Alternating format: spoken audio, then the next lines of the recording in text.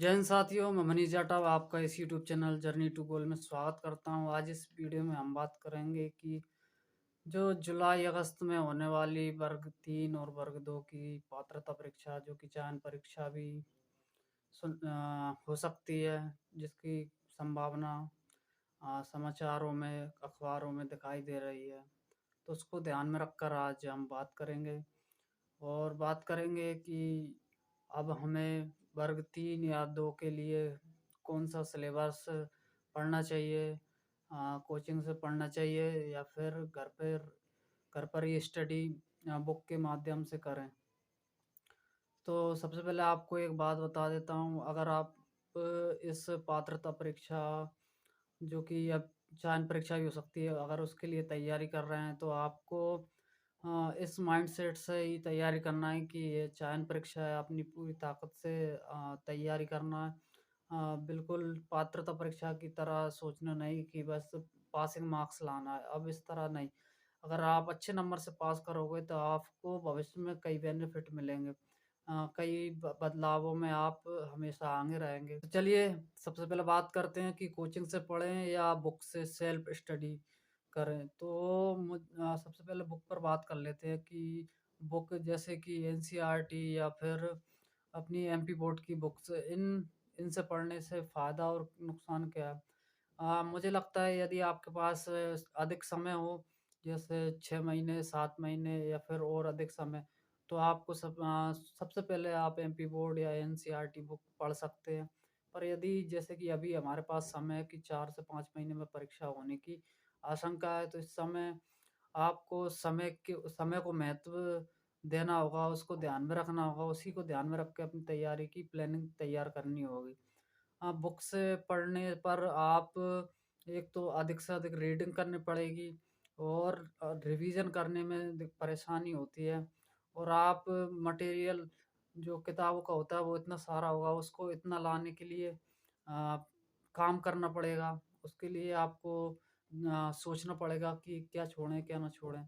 यदि आप coaching join करते हो तो आपको कोचिंग से फ़ायदा ये मिलते हैं, जब कोई टीचर आपको कोई सब्जेक्ट पढ़ाता है तो उसमें अपने अनुभव के आधार पर आपको सब्जेक्ट को सरल तरीके से आपको देता है। साथ में अपने अनुभव से वो जो महत्वपूर्ण बिंदु होते हैं उन पर विशेष बल देता है।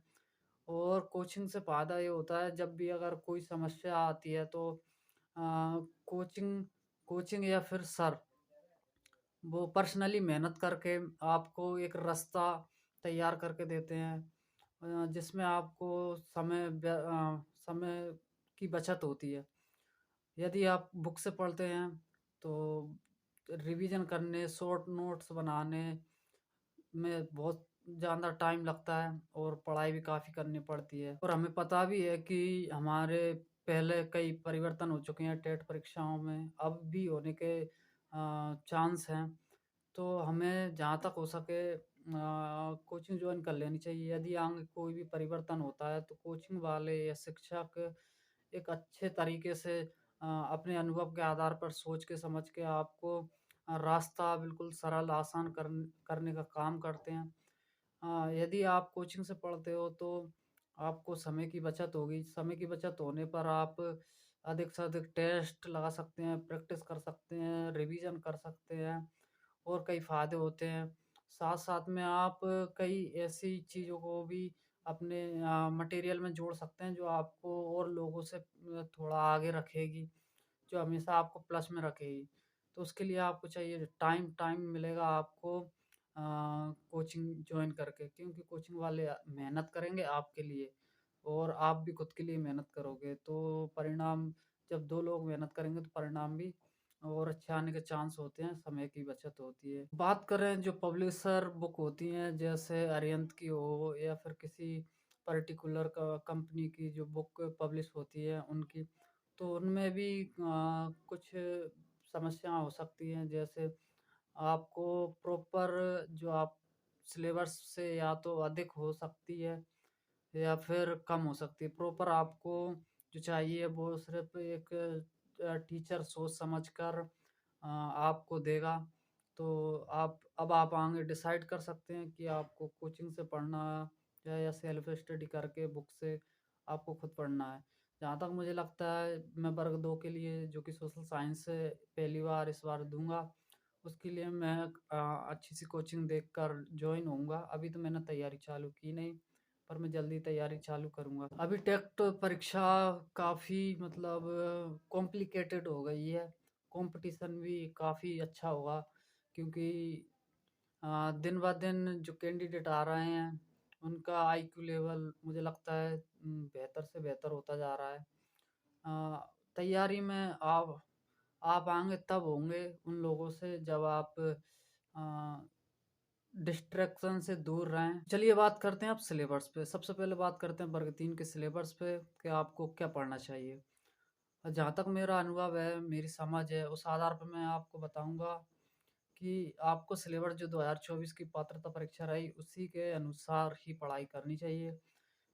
इसका कारण ये है कि अगर जो जुलाई की परीक्षा है, अगस्त की परीक्षा है, अगर वो पात्रता की परीक्षा रहती है, तो आपको बेनिफिट होगा कि आप वही सिलेबस 2024 का पढ़ रहे होंगे। यदि वह चयन परीक्षा के रूप में होती है, तो भी आपको बेनिफिट होगा क्योंकि अगर कोई टेट परीक्षा है या टीचर की परीक्षा है, उसमें जब तक शिक्षा शास्त्र या बाल विकास नहीं होगी, तो वो टेट परीक्षा शायद ही पूर्ण होगी।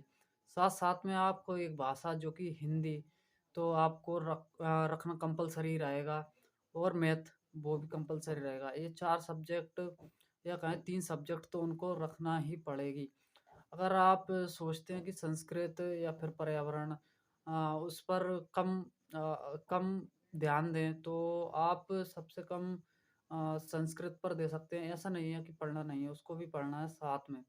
पर आप 1 महीने या डेढ़ महीने बाद संस्कृत सब्जेक्ट को या 2 महीने बाद भी स्टार्ट कर सकते हैं और कवर कर सकते हैं।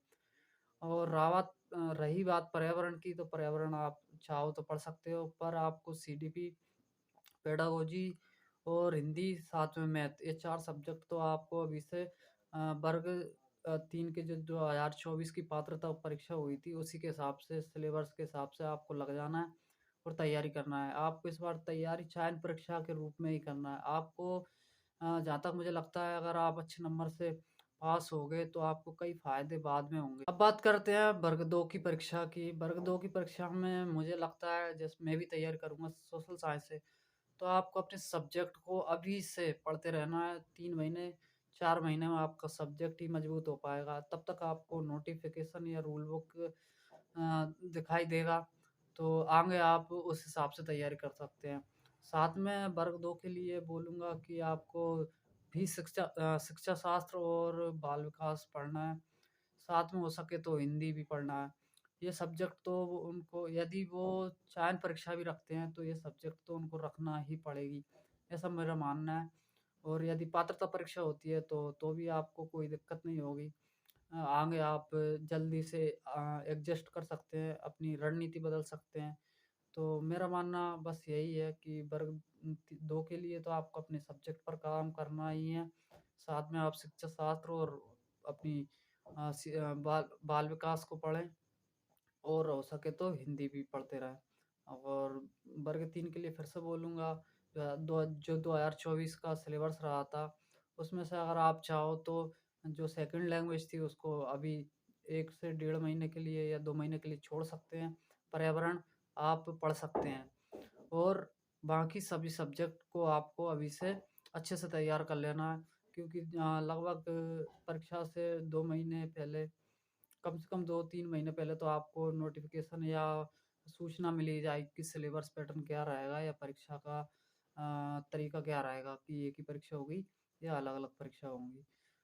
ये तो मेरी बातें रहीं इन सभी बिंदुओं पर। अगर आपको भी लगता है कि कोई बिंदु मेरी नज़र में अभी आया नहीं या मुझे आप लोगों को भी शेयर करना था या कोई ऐसी बात जो आप मुझे बताना चाहें जो मैं अपने ज्ञान में थोड़ा ला सकूँ, ध्यान में ला सकूँ, जिससे आगे चल के अन्य विद्यार्थियों को मैं बता सकूँ, तो आप प्लीज़ कमेंट कर कर ज़रूर बताएँ। कोई भी बात हो जो मेरी नज़र से अभी अ, दूर रही हो या जो मेरी नज़र में ना आई हो। तो चलिए इसी के साथ वीडियो समाप्त करते हैं। जय हिंद।